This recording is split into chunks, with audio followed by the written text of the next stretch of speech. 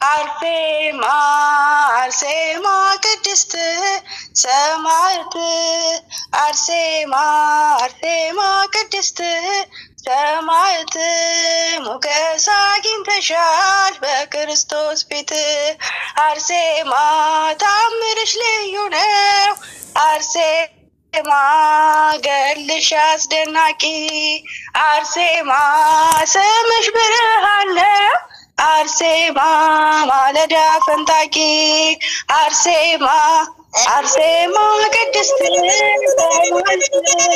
አርሴማ አርሴማ ቅድስት ሰማዕት ሞገስ አግኝተሻል በክርስቶስ ፊት አርሴማ ስምሽን እየጠራ አርሴማ ጠግቧል የተራበ አርሴማ ምስኪኑ ዘመረ አርሴማ ባንቺ አልፎ መከራው አርሴማ አርሴማ ቅድስት ሰማዕት አርሴማ አርሴማ ቅድስት ሰማዕት ሞገስ አግኝተሻል በክርስቶስ ፊት አርሴማ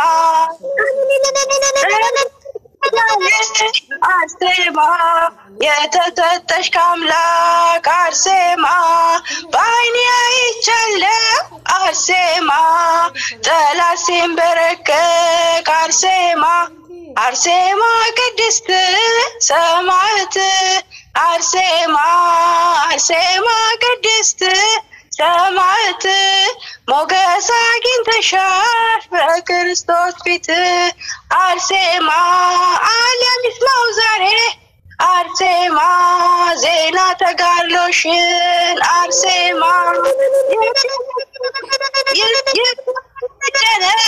አርሴማ የመስክር ዝናሽን አርሴማ አርሴማ ቅድስት ሰማዕት አርሴማ አርሴማ ቅድስት ሞገስ አግኝተሻል በክርስቶስ ፊት አሜን አሜን። ስለመዝሙሩ የመዝሙሩ ባለቤት እግዚአብሔር ከፍ ከፍ ያለ የከበረ ይሁን። እግዚአብሔር ስለ እግዚአብሔር ያክብርልን። እሱ አሁን ከሌሎች ሐዋርያት ለየት ያለ ነበር። አንድም ክርስቶስን ይመስላል ተብሎ የተነገረለት ነው። ዮሐንስ መልኩም የክርስቶስ መልክ ይመስላል። አይታችሁት ከሆነ መልኩ ከክርስቶስ መልክ ምንም አይለይም እና መልኩም የክርስቶስን መልክ ይመስላል ይላል። መልኩም የክርስቶስን መልክ ይመስላል። እንግዲህ ሌሎች ሐዋርያት ሲያስተምራቸው እያለ ምን ይሉ ነበር? እንደሚክደው በዚህን ቀን እንደዚህ አይነት አንዱ ከእናንተ አንዱ አሳልፎ ይሰጠኛል፣ በዛ ትንቢቱ ይፈጸማል እያለ ቀድሞ እየነገራቸው እያለ ሐዋርያት ምን ይሉ ነበር መሰላችሁ? ማን ይሆን አሳልፎ የሚሰጥህ? እኔ ነኝ የምሰጥህ፣ እኔ ነኝ አሳልፎ የምሰጥህ እያሉ ሁላቸውም የራሳቸውን ጥያቄ ይጠይቁ ነበር። ዮሐንስ ግን ምን ይል ነበር? ጌታ ወይ መምህር ወይ ማን ነው አሳልፎ የሚሰጥህ ብሎ ይጠይቅ ነበር። ማን ነው አሳልፎ የሚሰጥህ? አስተውሉ የክርስቶስ ቤተሰቦች። ሌላዎች ምን ይሉ ነበር? እኔ ነኝ አሳልፎ የምሰጥህ፣ እኔ ነኝ የተባባሉ ሁላቸውም ተቃቀሱ ነበር። ዮሐንስ ግን ምንድነው የሚለው ነበር? ማን ነው አሳልፎ የሚሰጥህ? እሱ እርግጠኛ ነበር ማለት ነው። ክርስቶስን እንደማይክደው ወይም ደግሞ በክርስቶስ መከራ ላይ እንደሚገኝ እንደማይሸሽ እርግጠኛ ስለነበረ ማን ነው አሳልፎ የሚሰጥህ ብሎ ይጠይቀው ነበር። እንግዲህ በስምዖን ቤት እንደምታስታውሱት ዶሮ ተጋብዘው ዶሮ ወጥ እየበሉ እያለ ተነስቶ ዶሮ በመሰከረበት በዛ ቦታ ላይ ሁላቸውም እንደዛ ሲሉ ዮሐንስ ነበር ማን ነው አሳልፎ የሚሰጥህ እየተባለ ይለው የነበረው። እንደውም በስምዖን ቤት ያን ታርዶ የተበላው ዶሮ ተነስቶ ይሁዳ አሳልፎ እንደሚሰጠው መስክሯል፣ ተናግሯል። ያ እንደውም ምን ይላሉ መሰላችሁ? ያ ዶሮ ነው ጴጥሮስም ሲክድ የጮኸው ዶሮ ያ ዶሮ ነው፣ ተበልቶ የተነሳው ዶሮ ነው። በጲላጦስ ማለት ይቅርታ ጴጥሮስም ሲክድ ለሊት ላይ በደረቅ ላይ ሶስት ጊዜ የጮኸው ዶሮ ያ ዶሮ ነው ይላሉ። ዛሬም በመንግስተ ሰማያት ያ ዶሮ አለ ይላሉ አባቶች ባስተምሮ ማለት ነው። እና ዮሐንስ በጣም ጽኑ ሐዋርያ ነውና እሱ እንግዲህ ያንን ሁሉ ተጋድሎን አብሮ ነው እንግዲህ ሁሉም በአይን ማየት ክርስቶስ ሲሰቀል በጣም ከባድ ነው። በነገራችን ላይ መሰቀል ሳይሆን በአይን ማየት ክርስቶስን ያክል ሲሰቀል ማየት ራሱ ትልቅ ነበርና እሱም በዛ ሆኖ ሲጮህ የነበረው ጩኸት አንዱ ነው ማለት ነው። ሌላ እንግዲህ ማርያም 3 ማርያሞች ነበሩ እመቤታችን ጋር ሌላ 2 ማርያም ነበሩ አይደል? እንደምታውቁት በውለታ ተይዘው የእግዚአብሔር ፍቅር ይዟቸው እዛ መስቀል ስር የነበሩ አሉ። አንዷ መግደላዊት ማርያም ናት። በደዌ ተይዛ የነበረች ታሪኩን ታውቁታላችሁ እንግዲህ ብዙዎቻችሁ። እሱም ከሰው ጋር ሰው ይጸየፋት ስለነበረ ከሰው ጋር እንድትቆም ያረጋት እሱ ስለነበረ ያን ውለታ ነበረባትና እየገፉ እየጣሏት ወግዱ ልቀቁት እየሄደች መስቀሉን ትሸከም ነበር። ከኋላ አይታችኋት ከሆነና እየሄደች ስትሸከም ምን ያረጋታል? እየገፉ እየገፈተሩ ይጥላታል። እሷ ግን ከሰው ጋር እኩል ያስቆጠርከኝ ያቆምከኝ አንተ ነህ ብላ እሷ እስከ መጨረሻ ድረስ አብራ ሄደች ናት። ሌላቱ ማርያም ማናት? የአልዓዛርና የማርታ እህት ደግሞ ማርያም ነበረች። እንግዲህ አልዓዛርን ከመቃብር ያስነሳላት እሷ ደግሞ ማርያም ደግሞ ባለውለታ ወንድሟን ከሞት ያነሳላት ስለሆነች እሷም ታላቅ ውለታ አለባትና ለቅሶ ደርሶ ክርስቶስ አልቅሷል። አልዓዛር ላይ በአልዓዛር ቤት በአልዓዛር ቤት ሄዶ ማርታንና ማርያምን ለቅሶ ደርሷቸዋል ክርስቶስ። አይ ሰው ልጅ ከንቱ እኔ ሕያው እየፈጠረው ካለ ሙታን ትሆናላችሁ ነው እያለ አለቀሰ።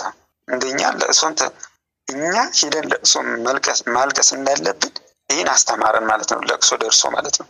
ያዘነን ማረጋጋት በጣም ትልቅ ነገር ነው። እኛ ብዙ ጊዜ ስህተታችን ምንድነው? ለምናውቀው ሰው ዘመድ ለሆነ ለወዳጃችን ነው ሄደን ሀዘን የምናረጋጋ ወይም ሀዘን እንካፈል። ግን ያዘነን ብታዩ አረጋጉት ነው። ምንም እንደው እንኳን ምንም ባናደርግለት ወይም ደግሞ ብዙ እውቀቱ እንኳን ባይኖረን አይዞ ጌታችን ያክል አባት እያለ መድኃኒዓለምን ያክል አባት እያለ ድንግል ማርያምን ያክል እናት እያለ መንግስተ ሰማያትን ያክል ቦታ እያለ ለምን ትጨነቃለህ? ስለምን ታለቅሳለህ? ለቅሶ ማብዛት ዮሐንስ አፈወርቅ ምን ይላል እዚህ ላይ? ለሞተ ሰው ጸጉራቸውን እየነጩ የሚያለቅሱ ሰው ለነሱ ሊለቀስላቸው ይገባል። ይሄ ምክንያቱም ጸጉር እየተነጩ ጥቁር ለብሶ ማልቀስ ምን ይላል? የክርስቶስን ትንሣኤ መካድ ክደት ይሆናልና ይላል። ክደት ነውና እንግዲህ እስከ 3 ቀን ይለቀሳል። እዛ በኋላ ግን እየየ ማለት ጸጉር እየነጩ እየላጩ ያን የኛ ስርዓታችን አይደለም እና ያንንም በዚህ ገጽታል ማለት እና ክርስቶስ እንግዲህ ለ3 ቀን መድረስ ከዛ ደግሞ ልጇን ይቅርታ ወንድሟን አስነስቷላታልና ያን ውለታ ስለነበረ ሴት ልጅ ስትወድ ጊዜ ይፈጅባታል ይላል። ሴት ልጅ ለመውደድ ጊዜ ይፈጅባታል። ከወደደች በኋላ ግን እስከ ሞት ድረስ እስከ ቀራንዮ ድረስ ትከተላለች ይላል። ለመውደድ በጣም ያን ቆይቶ ጊዜ ፈጅቶ የሚታይ ነገር ነው። ምክንያቱም ሴት ልጅ ባጭሩ አትልም ማለት ነው። ልብ አትሰጥም። ያው እንግዲህ በሴት ልጅና በጨለማ መካከል የሚታወቅ ነገር የለም ነው በትርጓሜ መጽሐፍ ምሳሌ ሲተረጎም የሚታወቅ ነገር የለም ነው የሚለው። ምክንያቱም ማስመሰል ይህ የተፈጥሮ አለ ማለት ነው። ማስመሰል የሆነውን እንዳልሆነ የማድረግ ወይም ደግሞ ሆኖ ማሳየት ያልሆኑትን ሆኖ በላይ ብቻ የውሸት ሳቅ የውሸት ለእሶ ማልቀስ ይችላሉ ሴቶች። ይሄ የተፈጥሯዊ ነው። ወንዶች ላድርጉ ብሎ ያንን ነገር ትወና ማለት ነው። መተወን አይቻልም። ይሄ በተፈጥሮ የተሰጣቸው እና ይሄ ሲወዱ ግን እስከ መጨረሻ እስከ ቀራንዮ ድረስ ነው ይላልና ያው እነ ማርያምን ወደውት እነ መግደላዊት ማርያምና የአልዓዛር እህትም በመስቀሉ ስር ተገኝተዋል ማለት ነው። መልካም እና ይሄ የነዚህ ጩኸት በእግዚኦ መሐረነ ሲባል የነዚህ ጩኸትን እኛ ለማጠየቅ ምን እናደርጋለን?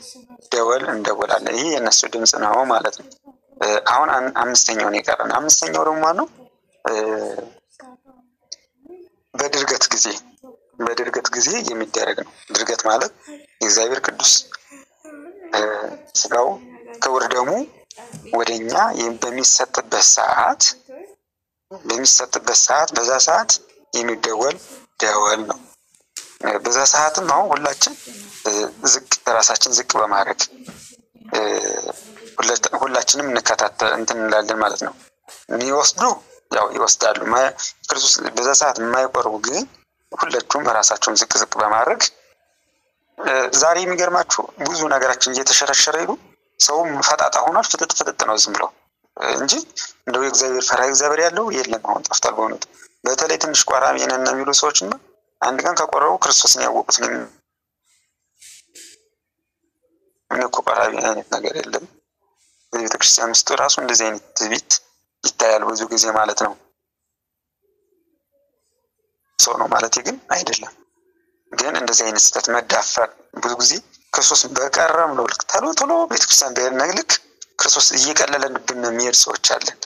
እዚህ ላይ ደግሞ ትልቅ ጥንቃቄ ማድረግ ያስፈልጋል። በቤተክርስቲያን አካባቢ የሚኖሩ ሰዎች እንደፈለጉ ይሆናሉ። ብዙ ጊዜ ታችሁ ከሆነ ከርቀት የመጣው ደግሞ በጣም ፈርቶ ተንቀጥቅጦ ታጥቆ አደግድጎ ጫማውን አውልቆ ሲንቀሳቀስ ታያላችሁ።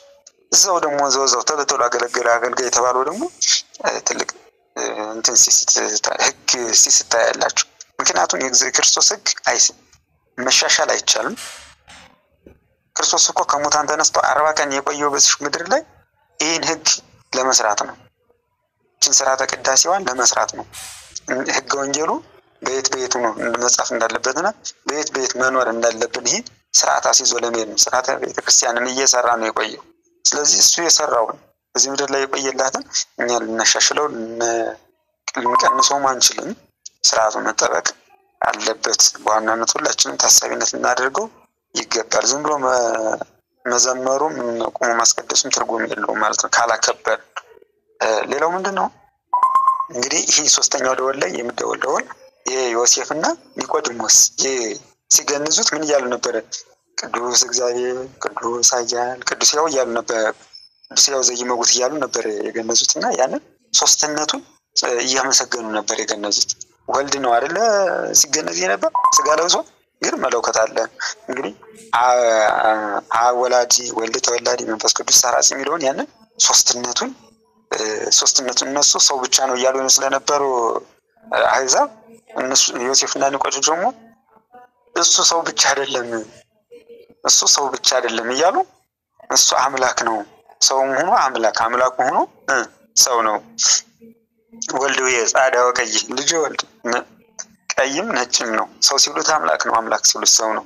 ያንን ያዙና ቅዱስ እግዚአብሔር እያሉ ሶስትነቱን እያመሰገኑ ገነዙት ማለት ነው። እና የነሱ ድምጽ ነው ማለት ነው።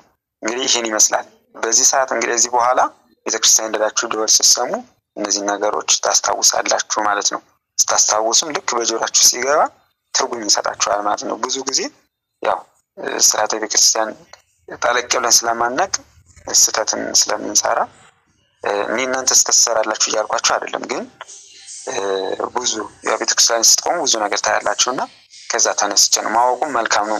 ይሄን አታውቁትም እያልኳችሁም አይደለም፣ ታውቁታላችሁ። ግን ሞር ደግሞ ጠለቅ እያልን የክርስቶስ ቃል እንግዲህ አይጠገብምና ብንደጋግሞ ብናውቀውም ተገቢም ጠቃሚም ስለሆነ ነው። ሌላው እንግዲህ የሚደረጉ እንቅስቃሴዎች በሙሉ ዝም ብሎ ወደዚህ የሚሉ እንዳይመስለን። ቤተክርስቲያን ውስጥ አሁን ካህናት አሁን ለምሳሌ ስብሐት ወክብር ለስሉስ ቅዱስ ይደሉ እያሉ ጀሎ ሙላ ወወልድ ወመንፈስ ቅዱስ እንላለን አይደል? እንደዛ እያሉ ቤተክርስቲያን ይዞራል። ለምንድን ነው የሚዞር ሲባል ይሄ ሁሉ ትርጉም አልባ አይደለም። ሁሉም በትርጉም ነው። ኢያሱ ወልደ ነዌ ይላል መጨረሻ ላይ ሲገባ የጸብ ግድግዳን ለማፍረስ ነው እንደዛ የሚሆኑት። ኢያሱ የእስራኤልን ሕዝብ ከእግዚአብሔር ክርስቶስ ጋር አጣልቷቸው የነበረውን ተጣልተው የነበሩትን ኃጢአት አፍርሶላቸዋል። በኢያሱ እጅ ነው የፈረሰው። በኢያሱ እጅ ስለፈረሰ አሁን ደግሞ በእኔ በካህኑ በእኔ በባሪያህ የወዳጆችን የሕዝብህን ድሮ በኢያሱ የኢያሪኮን ግንብ እንዳፈረስ አሁን ደግሞ በእኔ በባሪያህ እጅ የወዳጆችህን ኃጢአት አፍርስና አንተ ጋር አገናኘን እያሉ ይጸልያሉ ማለት ነው ካህናቶች ማለት ነው። ወደ ቤተ መቅደስ ጨርሶ ሲገባ ይሄን ይለዋል። አቤቱ ጌታዬ ኢየሱስ ክርስቶስ ወይ ድሮ በኢያሱ እጅ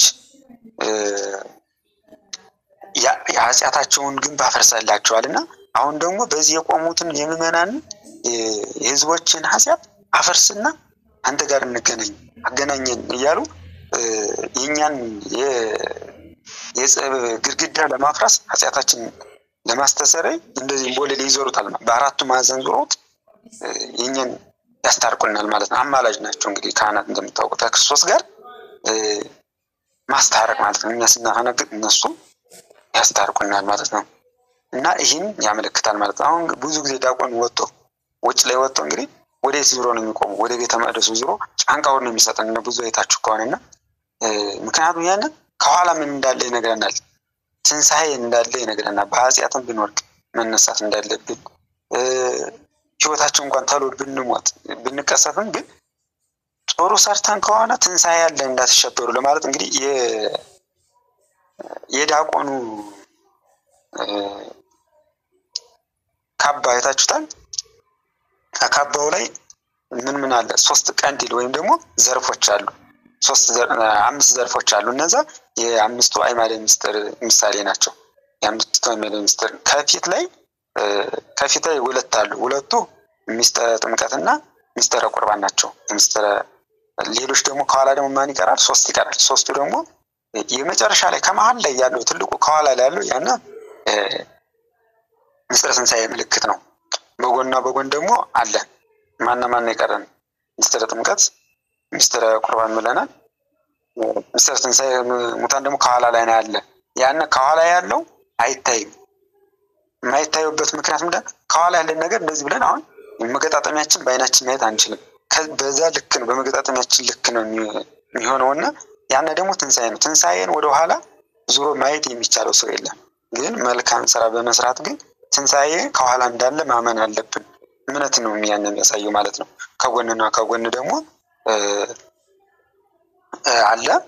ያን እንደምታውቁ እንግዲህ ምስጢረ ሥላሴ፣ ምስጢረ ቁርባን፣ ምስጢረ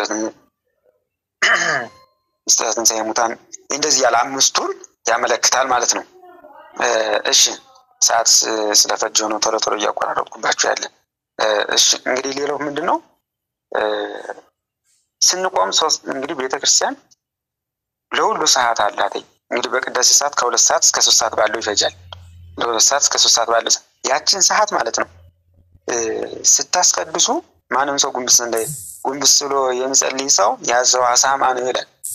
አሳማ ነው የምድር ሀሳብ ብቻ ያለው ሰው ነው ተጎንብሶ የሚጸልይ ይላል። ምግብ ብቻ የሚፈልግ ያንን ሰው ተጎንብሶ ይጸልያል ማለት ምድራዊ ነው ማለት ነው።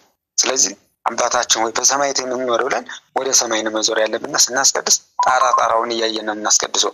ጣራው ቤተክርስቲያን ጣራ ላይ ምን አለ? ጭምጭም አለ። ጭምጭም በገመድ የተጠበጠበ አለ።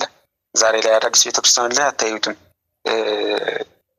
እንትን ላይ ሲሆን ግን አሁን እኔ ጎንደር ነኝ። ጎንደር እንደመሆነ አንፃር 44ቱ ታቦት እንግዲህ እዚህ ጎንደር ከሚገኙ ብዙ አብያተ ክርስቲያናቶች በጭምጭም ናቸው የተሰሩ። በጭምጭም የተሰሩ ናቸው አብዛኞቹ ቤተክርስቲያን እዚህ ላይ ጎንደር ስትመጡ፣ ጎንደር አካባቢ ያላችሁ ታውቁታላችሁ። ሌሎች ደግሞ በምትመጡ ጉብኝትም ታዩታላችሁ ገብታችሁ ማለት ነው። እነ ደብረ ብርሃን ሥላሴ፣ እነ መንበረ መድኃኔዓለም፣ እነ ግምጃዊት ማርያም፣ እነ አቡነ ተክለ ሃይማኖት አሉ። እንደዚህ ብዙ አብያተ ክርስቲያናት ውስጡ ጣራ ኮርኒስ አይደረግም፣ ጭምጭም ነው ጣራው። ወርዱ እንጨቱ አለ። ወራጁ እንጨቱ የክርስቶስ የአጥንቱ ምሳሌ ነው።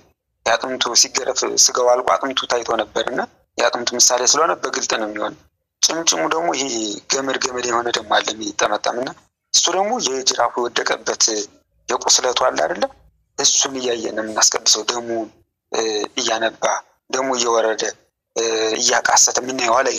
በውጭ ያለን ሰዎች ደግሞ ጉልላቱን ማየት አለብን፣ መስቀሉን ከላይ ያለውን ማለት ነው። እሱን እያየን ነው ማስቀድስ ያለብን በእውነቱ። ለምን ቀራንዮ ነው ያለ። ወደ ቀራንዮ እያየን ክርስቶስ እንግዲህ እንደምታውቁት ክርስቶስ ሲሰቀል በምስራቅ ሆኖ ወደ ዙሮ ነው የተሰቀለው፣ ወደ ምዕራብ ዙሮ ነው የተሰቀለው። ያ የሆነበት ምክንያት ደግሞ ምንድነው ሲባል እየሞተ ግን ገዳዮችን ይገዛ ስለነበረ እነሱ ሰው ነው ይሉታል፣ ግን ሰው አይደለም። እሱ ግን አምላክ ስለሆነ እየገዛቸው ነበር በዛ ሰዓትምና ወደዛ ዙሮ እንዲሰቅሉ ያደረገ እሱ ነው። እነሱን ሐሳባቸውን ተጠቅሞ እነሱ እንግዲህ አሁን በቀራንዮ ላይ የሰቀሉት ዋነኛ ምክንያታቸው ቀራንዮ ማለት አደባባይ ነው፣ ትልቅ ቦታ ነውና መስቀለኛ መንገድ ነው። ሁሉም ሰው እያየ እንዲዘባበትበት ነው። አሁን ለምሳሌ ቤተክርስቲያን መቋሚያ አለ አይደል? መቋሚያ እንጠቀማለን።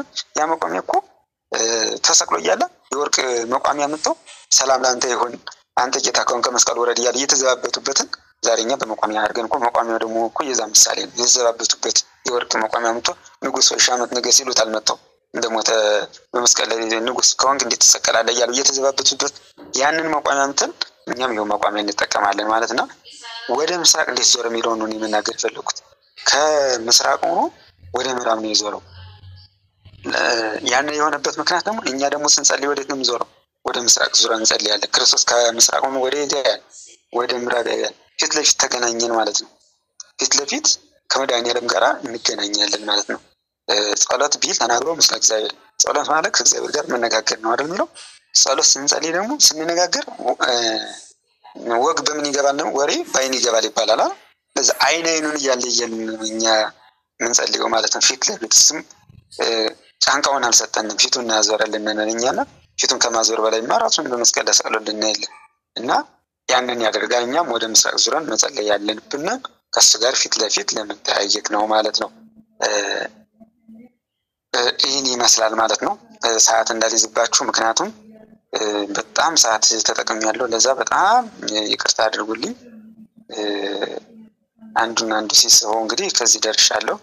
ይህን ካልኳችሁ እንግዲህ ሌላ መምህራን አባቶቻችን ከኔ በተሻለ ያስተምራችኋል። እኔ ዝም ብዬ እንደዚህ ቆንጽል አድርጌ ነው። እናንተ ይህን እንደ መነሻ ሀሳብ ይዛችሁ መምህራንን ጠይቃችሁ እንድትረዱ፣ ይህ የጥያቄ መንደርደሪያ ነው አሁን እየነገርኳችሁ ያለሁት እንጂ ሙሉ በሙሉ እያስረዳኋችሁ አይደለም። ከሌላ መምህራኖች ትላልቅ መምህራን አሉ፣ በዚህም አሉ፣ በሌላም ቦታ እያንዳንዱ የሚደረገውን ነገር ትርጉም እንዳለው አውቀን እንድንሄድ መንደርደሪያ ሀሳብ ጥያቄ እንድትጠይቁ እየጠየቃችሁ ማወቅ ስላለብን ያንን ነው እንግዲህ ርዕስ አርዬ ዝም ብዬ የእንቁራሪት አካሄድ ማለት ነው ዝል እያደረኩኝ ነግሬያችኋለሁና ይህን ይዛችሁ እናንተ ደግሞ ጥያቄ እየጠየቃችሁ ራሳችሁን በደንብ እንድታውቁ የሚለውን ነውና ወስብሐት ለእግዚአብሔር ወለወላዲቱ ድንግል ወደ መስቀሉ ክብር። ይቆየን። ፕሮግራማችን ይቀጥላል። እሺ እህታችን ምንድነው የቀረን? እስከዚህ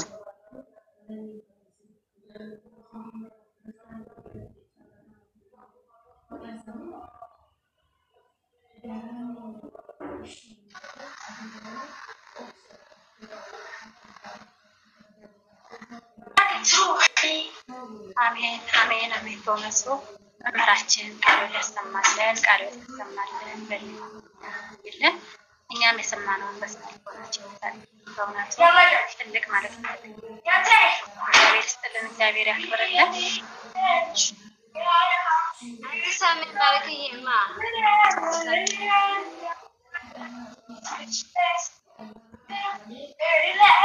እሺ መልካም በእውነቱ ወለተ ኢየሱስ አለሽ ማይ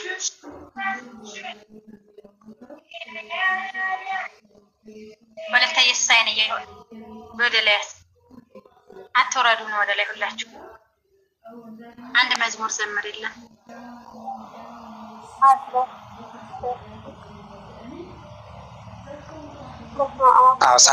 ሰዓታችን ተጠናቀቀ። የሰው መድረክ ይዘን የሎል እግዚአብሔር ቤተሰቦች እንደምን ዋላችሁ፣ እንደምን አመሻችሁ፣ እንደምን ሰዓት ቆያችሁ። አሜን። እንኳን አደረሳችሁ አደረሰን። እሺ ለበረከት አንድ ዝማሬ ይዘምራሉ። በአብ ወወልድ ወመንፈስ ቅዱስ አሐዱ አምላክ አሜን። በስመ አብ ወወልድ ወመንፈስ ቅዱስ አሐዱ አምላክ አሜን። በስመ አብ ወወልድ ወመንፈስ ቅዱስ አሐዱ አምላክ አሜን። ተባረኮኝ ዳዳሪቶ ለሰላማት ለቤት ከቤታ እግራ ልዩ ነው ደግነታ እናት ያብነተነታ እግራ ልዩ ነው ደግነታ እናት ያብነተነታ እግሩ ለከታ ክንዱ የዛለበት ደስተረቀሰ ለየጸናበት ለፉ ደከመ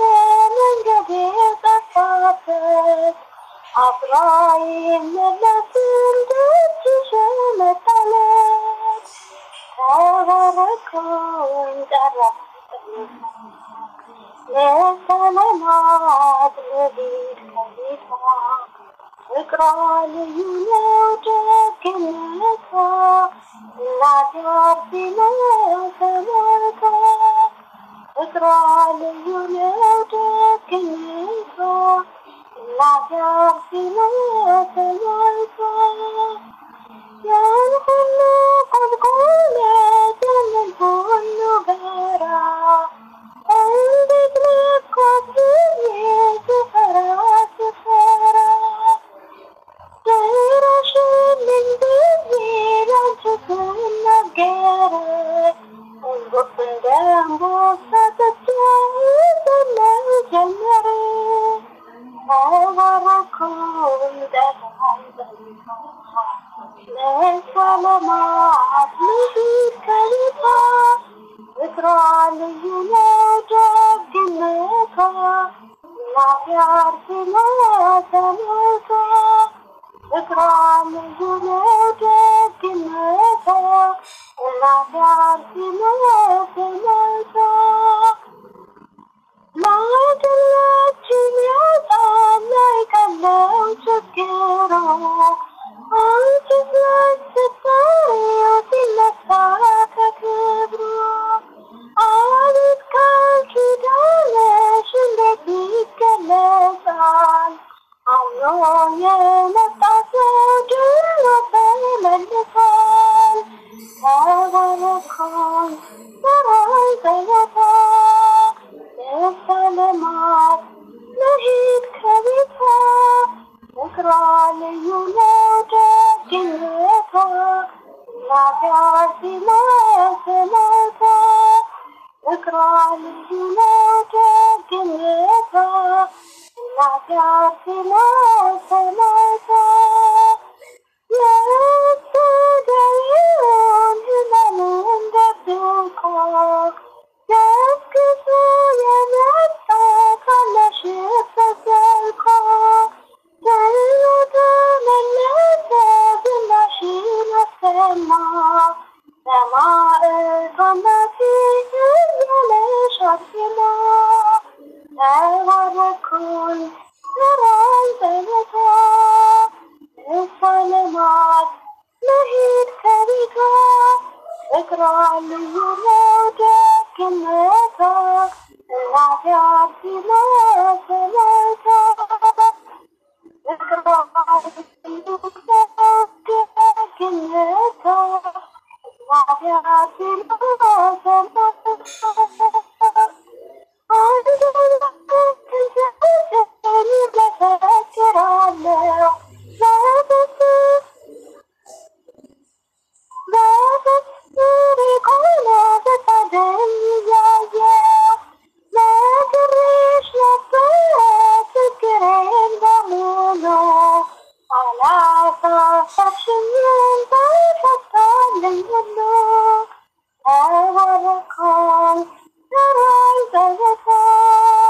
ለሰላማት ልሂድ ከቤቷ ፍቅሯ ልዩ ነው ደግነቷ እናት ያርፊነው ተመልከ ፍቅሯ ልዩ ነው ደግነቷ እናት ያርፊነው ተመልከ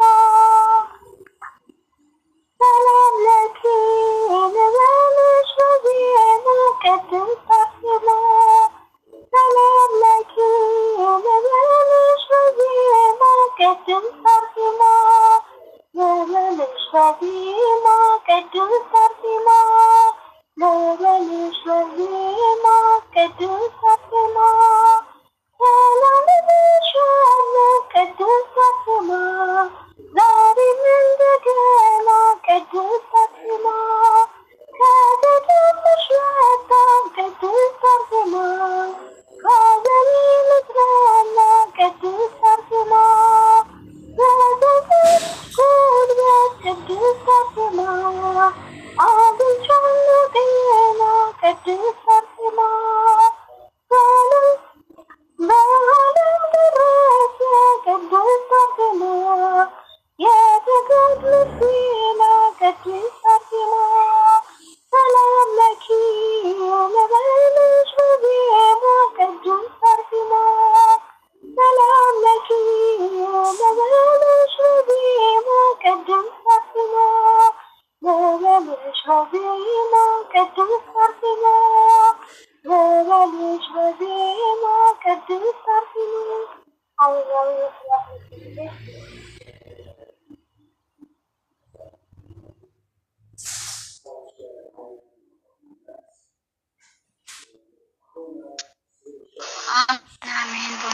ለሁላችን ዝማሬ መላእክት ያሰማልን፣ ዝማሬ መላእክት ያሰማልን። የአገልግሎት ዘመን ረጅም ዕድሜ ከጤና ጋር ያድልልን። በእውነት ሰዓት ካለን መከራረዋለን። እህታችን ወደ ላይ ወለት ሰላምዬ ሰዓት ከጨረስን ደግሞ እግዚአብሔር ይስጥልን። አንድ ሰው ነው ወደ ላይ አትወረዱ ሁላችሁ። እግዚአብሔር ያክብርልን።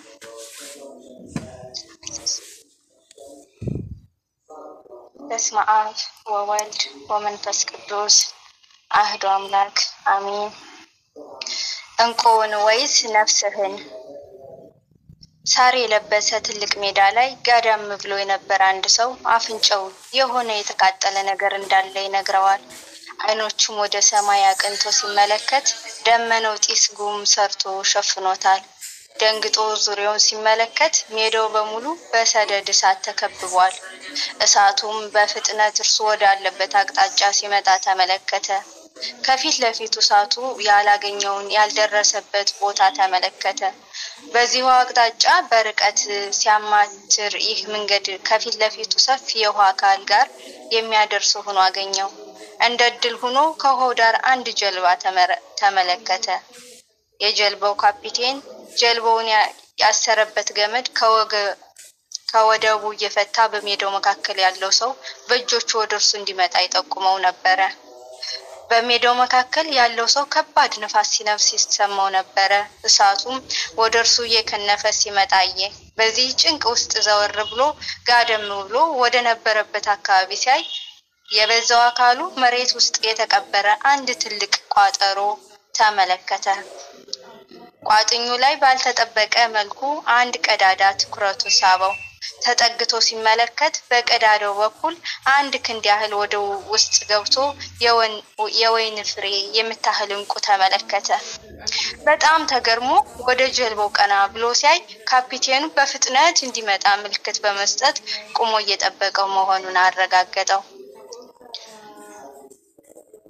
አንዳች ጊዜ ሳያጠፋ እጆቹን እንደምንም በቀዳዳው ከትቶ እንቁዋን አጥብቆ ያዘ። ከዚያም ሊያወጣ ታገለ።